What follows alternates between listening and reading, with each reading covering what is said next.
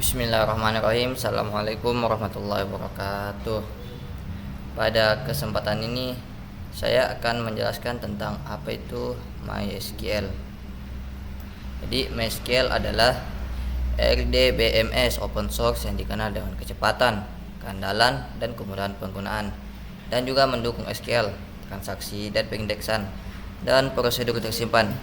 Jadi ini digunakan secara luas untuk aplikasi web, terintegrasi dengan banyak bahasa, dan merupakan bagian dari tumpuan LAMP yang dikelola oleh Oracle dan dukungan komunitas yang sangat besar. Nah, berikut dari penjelasan dalam roadmap-nya. Di sini saya akan jelaskan lagi secara detail.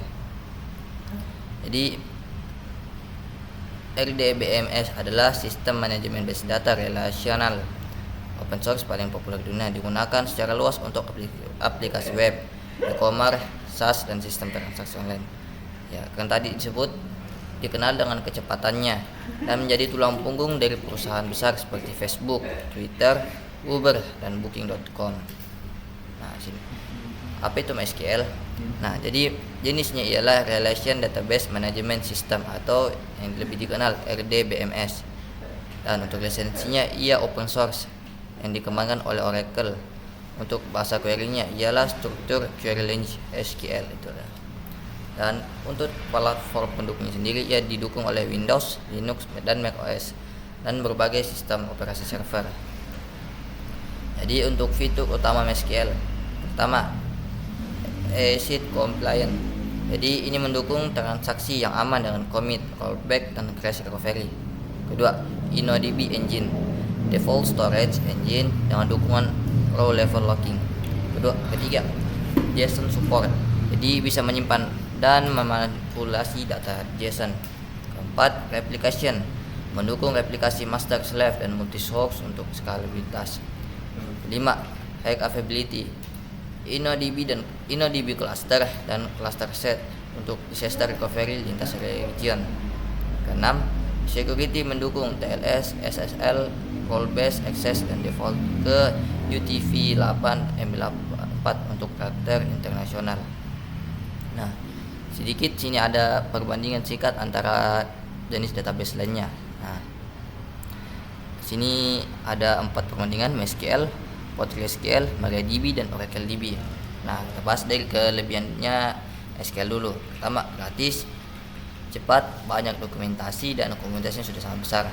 Dan kekurangan sendiri, kurang optimal untuk analitik skala besar dibanding PostgreSQL. Nah, seperti ini kita lihat beberapa perbandingannya.